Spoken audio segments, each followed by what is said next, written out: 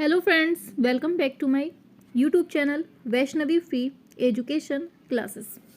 Friends, जैसा आप लोग देख रहे हैं कि डेली आपकी क्लास हो रही है और इसके पहले हमने 2 पार्ट आपके ऑलरेडी करवा दिए हैं। जो आपका एमए समाजशास्त्र से पहला प्रश्न पत्र था, पश्चिमी समाजशास्त्री विचारक, जिसे हम इंग्लिश में बोलते हैं वेस्टर्न सोशोलॉजिकल थिंकर, इसको आज हम इसका जो है 2 पार्ट हम ऑलरेडी पढ़ा चुके हैं। इसकी प्लेलिस्ट भी बना दी है और प्लेलिस्ट अगर आप कहेंगे तो डिस्क्रिप्शन बॉक्स पर डाल देंगे। ठीक है, चलिए सभी लोग जुड़ जाइए, फिर अपनी क्लास को स्टार्ट करते हैं। चलिए, हाँ, 2 पार्ट हमने कहा था आपसे। जो पहला प्रश्न पत्र है इसके 4 पार्ट पढ़ाएंगे, है ना। 4 पार्ट के लिए बोला था, तो 2 पार्ट ऑलरेडी हो चुके हैं। आज हमारा तीसरा पार्ट है और इसके बाद कल आपका चौथा पार्ट आ जाएगा। इस 4 पार्ट में आपका पहला जो प्रश्न पत्र है पश्चिमी समाजशास्त्री विचारक, ये कंप्लीट हो जाएगा। आ जाइए जल्दी से, फटाफट से स्टार्ट करते हैं। तो कल हमने इसके पहले 230 पढ़ा दिए थे, हमें स्टार्ट करना है 231 से। बताएंगे सभी लोग क्या होगा। पूछा जा रहा है स्वरूपात्मक संप्रदाय से कौन से विद्वान जुड़े हुए हैं। आंसर होगा ऑप्शन सी, सिमेल। नेक्स्ट है प्रख्यात समाजशास्त्री इमाइल दुर्खीम का जन्म कब होता है। तो याद रखना है कब होता है। ऑप्शन ए 1858 में होता है। ठीक है, आगे चलते हैं। पूछा जा रहा है दुर्खीम का शोध ग्रंथ मोंटेस्क्यू, ये कौन सी भाषा में था। बताइए आंसर क्या होगा। तो याद रखना है ये लैटिन भाषा में था। और फिर पूछा जा रहा है किस विद्वान का विचार है श्रम विभाजन का प्रत्यक्ष संबंध जनसंख्या के घनत्व से है। तो किसका संबंध है। तो ये आपका इमाइल दुर्खीम का है। ठीक है, आगे है सामाजिक विचारधारा सभी मनुष्यों के बीच पाए जाने वाले संबंधों से संबंधित है। यह कथन किसका है। तो याद रखना है ये चैम्बलिस का है। ठीक है, और फिर कह रहा है सामाजिक विचारधारा मुख्यतः संबंधित किससे होती है। तो ये सामाजिक समस्या से संबंधित होती है। ठीक है, याद रखना है। आगे पूछ रहा है पूंजीवादी व्यवस्था श्रमिकों का शोषण करने वाली व्यवस्था है। यह कथन किसने कहा है। तो ये कार्ल मार्क्स ने कहा है कि पूंजीवादी व्यवस्था श्रमिकों का शोषण करने वाली व्यवस्था है।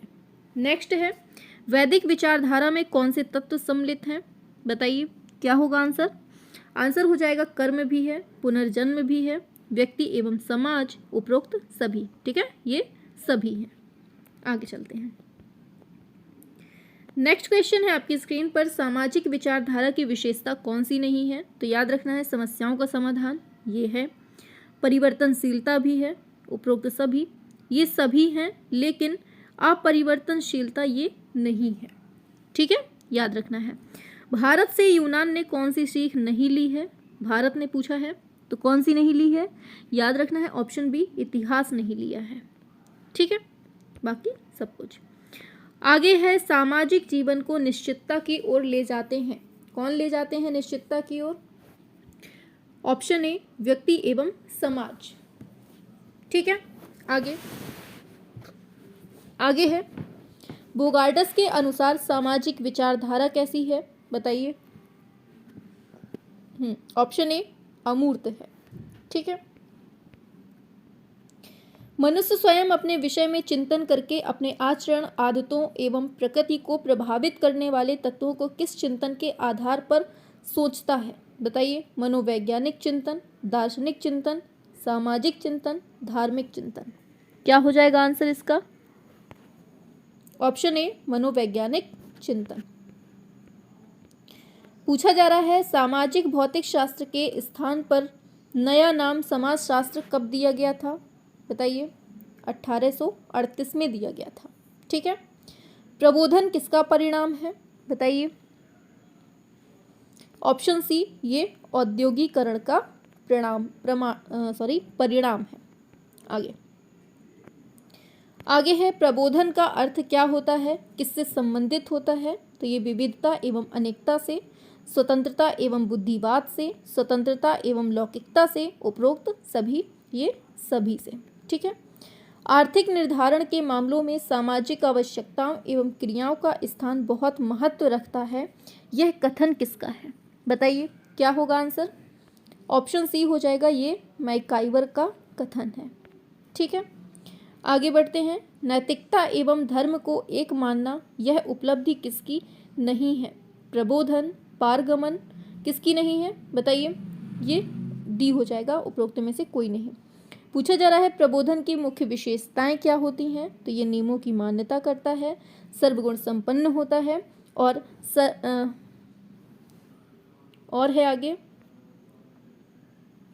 आगे है मनुष्य का उदार स्वभाव, उपरोक्त सभी। तो आंसर डी हो जाएगा, उपरोक्त सभी। ठीक है, आगे चलते हैं। पूछा जा रहा है मनुष्य के विचार एवं तर्क शक्ति को प्रभावित करने वाले तत्व कौन से हैं? तो ये देखिए, भौगोलिक एवं सांचारिक तत्व और आर्थिक एवं धार्मिक तत्व भी हैं, और राष्ट्रीय भावना एवं औद्योगिक क्रांतिक तत्व, और फिर हैं उपरोक्त सभी। तो ये आपके सभी सही हो जाएंगे। आगे, प्रबोधन इस मान्यता पर आधारित है कि संपूर्ण विश्व कुछ विश्वजीत नियमों से बंधा है। बताइए, यही हो जाएगा आपका आंसर, ऑप्शन ए। ठीक है, धर्म मनुष्यों में किस भावना को विकसित करने में सहायक है? क्या होगा आंसर? एकता की भावना को विकसित करने में। ठीक है, आगे, प्रबोधन की धारणा किससे अधिक व्यापक है? तो ये आधुनिकीकरण से व्यापक है। और प्रकृति एवं उसके पदार्थ के संबंध में बताएंगे सभी लोग, क्या होगा इसका आंसर करेक्ट? प्रकृति एवं उसके पदार्थ के संबंध में ज्ञान प्राप्त करना संबंधित है। बताइए, प्राकृतिक विज्ञान से। ठीक है, आगे, फ्रांस की राज्य क्रांति कब होती है? 1789 से 1795 के बीच में। ठीक है, आगे है, फ्रांस की राज्य क्रांति का प्रभाव क्या पड़ता है? प्राचीन मान्यताओं की समाप्ति, अभिजात वर्ग के अधिकारों का अंत, राजाओं के दैवी अधिकारों की समाप्ति। ऑप्शन डी हो जाएगा, ये सभी। ठीक है, ये सभी हो जाएंगे। आगे, फ्रांस की क्रांति का धार्मिक कारण क्या नहीं है? बताइए, क्या नहीं है? याद रखना है, ऑप्शन ए घृणित नमक कर, ये कोई वहां पर नहीं था। आगे चलते हैं। औद्योगिक क्रांति का प्रारंभ सबसे पहले कौन से देश में होता है? अमेरिका, इंग्लैंड, फ्रांस, रूस। ऑप्शन बी ये है, इंग्लैंड में। ठीक है, आगे, निकोलो मैकियावेली कौन से देश के निवासी हैं? तो ये इटली के हैं। निम्न में से कौन सी विशेषता अमेरिका की नहीं है? बताइए। धार्मिक अंधविश्वासों की उत्पत्ति, क्या होगा? यही हो जाएगा, धार्मिक अंधविश्वासों की उत्पत्ति। ठीक है, दे रहा है निम्नलिखित में से कौन सा औद्योगिक क्रांति का कारण नहीं है? बताइए। ऑप्शन डी हो जाएगा, सामाजिक कुप्रथाओं का प्रचलन। यथार्थवाद का समर्थन किया था, किसने किया था? मैकियावेली ने। ठीक है, ऑप्शन बी हो जाएगा। कौन सा प्रभाव आर्थिक जीवन से संबंधित नहीं है? बताइए, नहीं ध्यान दे लिया करिए। ठीक है, हाँ, ऑप्शन ए ये है, सामाजिक विघटन। The history of human marriage, ये पुस्तक के रचयिता कौन है? इम्पोर्टेंट है, क्या होगा? ये है वेस्टरमार्क। चलिए आगे बढ़ते हैं। तो प्रत्यक्षवाद का जनक होने का श्रेय किसको जाता है? बताइए। प्रत्यक्षवाद, ऑप्शन बी काम्टे को जाता है। ठीक है, मानव चिंतन की अंतिम अवस्था कौन सी होती है? प्रत्यक्षवादी या फिर वैज्ञानिक अवस्था। ठीक है, अगस्त कांटे का जन्म जो है कब होता है, ये पूछा है। तो इनका जन्म 1798 में होता है, याद रखना है। ठीक है, प्रत्यक्षवाद का जन्मदाता मनुष्यों में सबसे कम प्रत्यक्षवादी था, यह किस विद्वान ने कहा है? J.S. मिल ने कहा है ये। ठीक है, याद रखना है।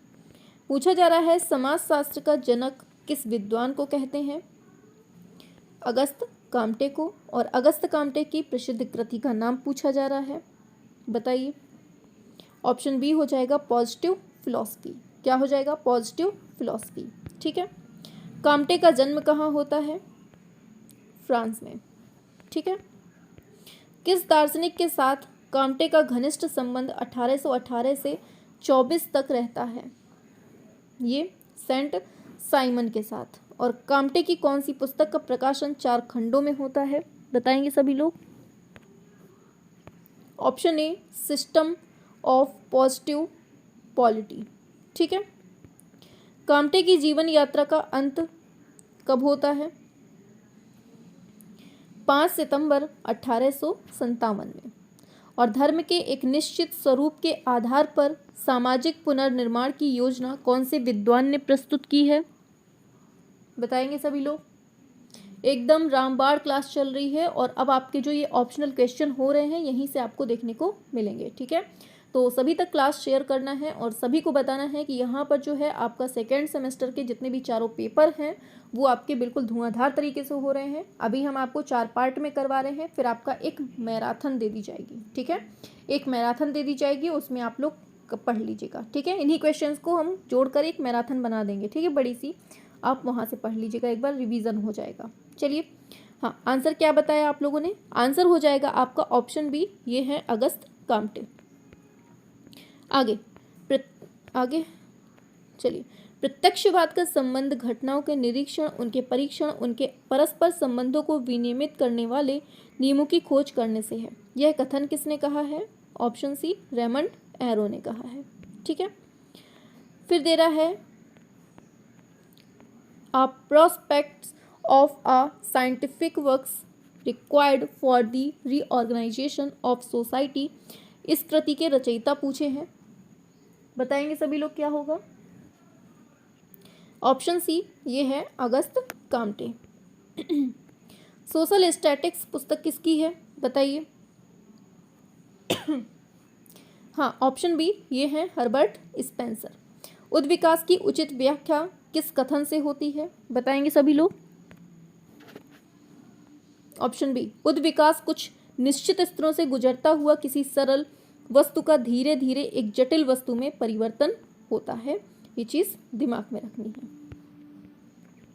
सामाजिक उद्विकास को सर्वप्रथम किसने प्रतिपादित किया था? उद्विकास को स्पेंसर ने। ठीक है, और योग्यतम की उत्तरजीविता को जो है किन प्राणियों पर जो लागू किया है, किस विद्वान ने किया है? बताइए। ऑप्शन बी, ये है डार्विन। आगे, उद्विकास के सिद्धांत की सर्वाधिक आलोचना किसने की है? ब्राउन और मैलिनोवस्की। ठीक है, किसने? ब्राउन और मैलिनोवस्की ने। और प्राणीशास्त्रीय उद्विकास के सिद्धांत के प्रवर्तक कौन है? तो ये वही है डार्विन भाई साहब। आगे है मॉर्गन ने मानव समाज के उद्विकास में कितने स्तरों का उल्लेख किया है? बताइए। 3 स्तरों का। ठीक है, आगे ऑरिजिन ऑफ स्पीसीज, इसके रचयिता कौन है? तो ये चार्ल्स डार्विन है। ठीक है, और प्राकृतिक प्रवरण की अवधारणा किससे संबंधित है? बताइए। सभी लोग करेंगे, और जिसने अभी तक क्लास लाइक नहीं की है फटाफट से क्लास लाइक कर लीजिए और सभी तक क्लास शेयर भी कर दीजिएगा। ऑप्शन ए, ये है उद्विकास। ठीक है, आगे निम्न में डार्विन के सिद्धांत की कौन सी विशेषता नहीं है? सरलता से जटिलता की ओर, विभिन्न अंगों का विशेष कार्य, क्रमिक प्रक्रिया, अनिश्चित स्तर। बताएंगे सभी लोग। ऑप्शन डी, ये है अनिश्चित स्तर। ठीक है, आगे बढ़ जाते हैं। यह धारणा कि उद्विकास एक सरल स्थिति से जटिल स्थिति की ओर होने वाला परिवर्तन है, एक गंभीर विवाद का विषय है। यह कथन किसका है? ऑप्शन सी, मॉरिस चेम्सबर्ग का। ठीक है, संस्कृति में होने वाले प्रसार एवं परिवर्तन के कारण समाज में परिवर्तन होता है, यह कथन किसका है? बताइए। ऑप्शन डी, गोल्डन वीजर हो जाएगा। और फिर दे रहा है कि निम्न में से कौन सा विद्वान उद्विकास के सिद्धांत का समर्थन नहीं करता था? बताइए, कौन नहीं था? तो ये थे इलियट स्मिथ। ठीक है, ऑप्शन डी हो जाएगा। फिर है अपनी किस पुस्तक में हर्बर्ट स्पेंसर ने सामाजिक उद्विकास के विचारों का प्रतिपादन किया है? बताएंगे सभी लोग। किसमें किया है? तो याद रखना है ऑप्शन ए सोशल स्टैटिक्स, ठीक है, हर्बर्ट स्पेंसर। आगे चलते हैं। पूछा जा रहा है प्रख्यात समाजशास्त्री इमाइल दुर्खीम का जन्म कब होता है? 1858 में किसका? इमाइल दुर्खीम का। और अभी 1798 में किसका हो रहा था? बताइए जल्दी से, किसका हो रहा था, फटाफट से। पूछा जा रहा है दुर्खीम का शोध ग्रंथ मोंटेस्क्यू कौन सी भाषा में था? तो ये लैटिन भाषा में। और किस विद्वान का विचार है कि श्रम विभाजन का प्रत्यक्ष संबंध जनसंख्या के घनत्व से है?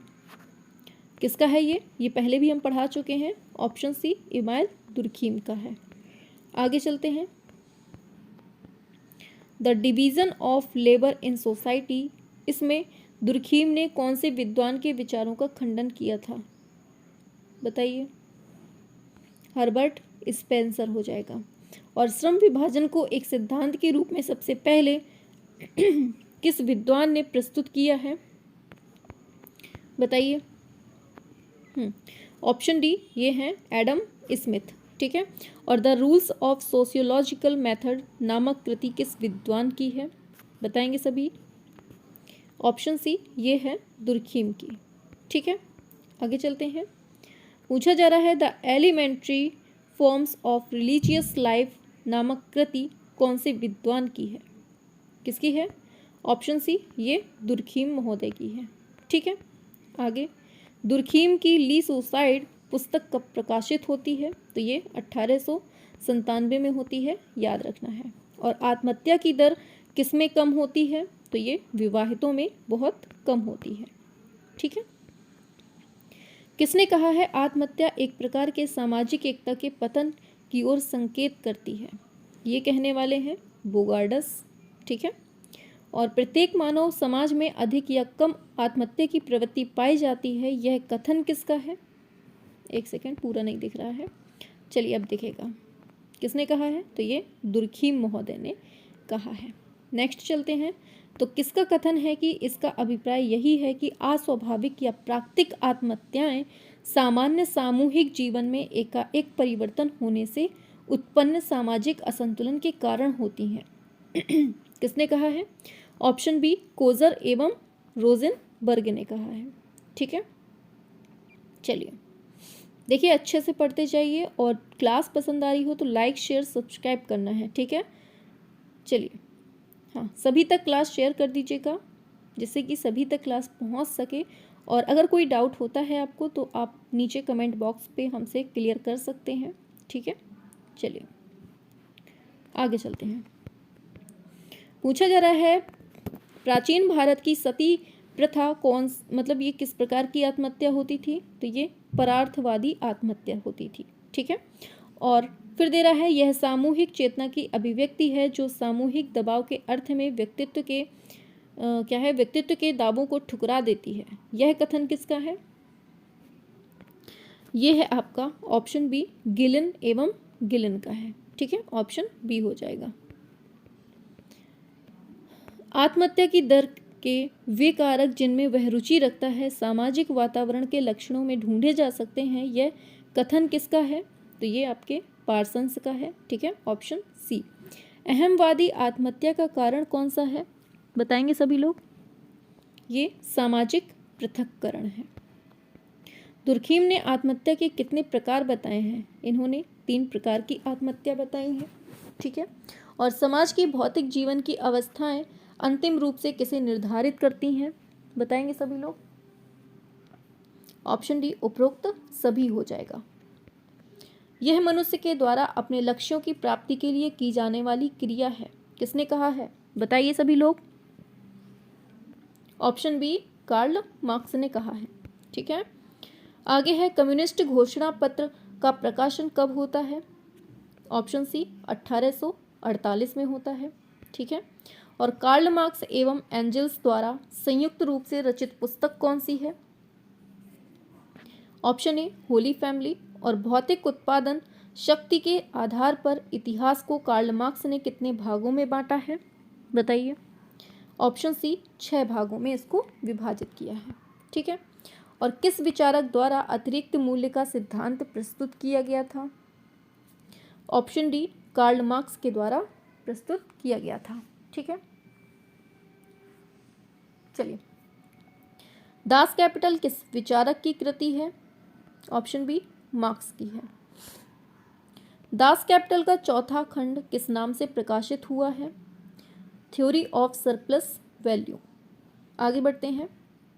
मार्क्स की साम्यवादी घोषणा पत्र संबंधी जो रचना है, इसका प्रकाशन कब होता है?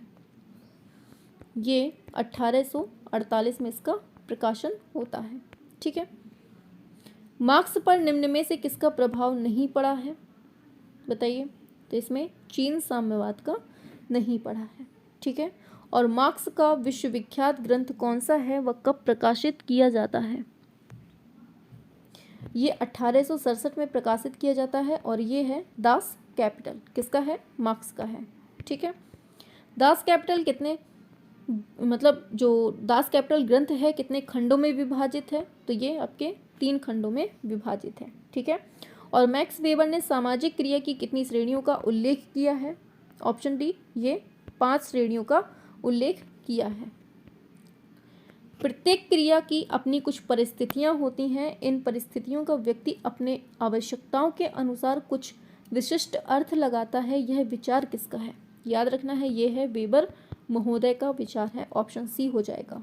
ठीक है, क्रिया तब सामाजिक होती है जब क्रिया करने वाले व्यक्ति या व्यक्तियों के द्वारा समझने वाले प्रातीतिक अर्थ के आधार पर यह दूसरों के व्यवहार को ध्यान में रखकर की जाती है। तो ये भी आपके वेबर भाई साहब का है। ठीक है, ऑप्शन सी हो जाएगा। मैक्स वेबर द्वारा स्पष्ट सामाजिक क्रिया निम्न में से कौन सी नहीं है? कौन सी नहीं है? ऑप्शन ए हो जाएगा, वास्तविक क्रिया। और मैक्स वेबर ने सामाजिक क्रिया के सिद्धांत को अपने किस ग्रंथ में प्रस्तुत किया है? The theory of social and economic organisation. बहुत इंपॉर्टेंट है, इसको याद रखना है। ठीक है, और क्लास पसंद आ रही हो तो लाइक शेयर सब्सक्राइब भी करते जाना है। आगे बढ़ते हैं। सामाजिक क्रिया किस काल से संबंधित होती है? तो ये किससे होती है? भविष्य, वर्तमान, भूतकाल सभी से होती है। और सामाजिक क्रिया कौन सी नहीं है? झगड़ना, मिलना, कीर्तन संगीत, छाता खोलना, अखंड पाठ करना। सामाजिक क्रिया कौन सी नहीं है? छाता खोलना कोई सामाजिक क्रिया नहीं होती है। ठीक है, ऑप्शन सी। संवेगों से प्रभावित होने वाली क्रिया कौन सी है? तो ये प्रभावात्मक क्रिया है। ठीक है, आगे चलते हैं। आगे है कलात्मक कलात्मक, धार्मिक एवं नैतिक आधार पर होने वाली क्रिया कौन सी है? तो ये मूल्यांकनात्मक क्रिया। और समाजशास्त्र को सामाजिक क्रियाओं का अर्थपूर्ण बोध कराने वाला विज्ञान किस समाजशास्त्री ने माना है? ऑप्शन सी, मैक्स वेबर ने। आगे है कार्ल मार्क्स एवं फ्रेडरिक एंजल्स का मिलन कब होता है? तो ये 1844 में इनका मिलन होता है। मार्क्स एक समाजशास्त्री नहीं वरन एक समाजशास्त्र है। यह कथन किसका है? क्या होगा आंसर? ऑप्शन बी, ये हेनरी लेफेबर का है। और ऐतिहासिक भौतिकवाद समाज के इतिहास का विज्ञान है। यह कथन किसका है? ऑप्शन बी, ये आपके स्टालिन का है। ठीक है, इतिहास की वैज्ञानिक व्याख्या का आधार क्या है? इनमें से कोई नहीं। फिर दे रहा है next question, elites of society पुस्तक के लेखक कौन हैं? बताइए। आंसर होगा आपका ऑप्शन ए, ये है बॉटोमोर। ठीक है, अमेरिका के 3 अभिजन वर्गों निगमों के प्रधान, सामाजिक नेता तथा सैनिक प्रमुख का उल्लेख किस विद्वान ने किया है? क्या होगा आंसर? ऑप्शन बी, सी राइट मिल्स। ठीक है, आगे 3 प्रकार के अभिजनों बुद्धिजीवी, प्रबंधक एवं नौकरशाह का उल्लेख किस समाजशास्त्री ने किया है? बताइए, क्या हो जाएगा आंसर? ऑप्शन सी, ये है बॉटोमोर। द पावर एथलीट, क्या है? द पावर एलाइट, ये जो है इस पुस्तक के लेखक कौन है?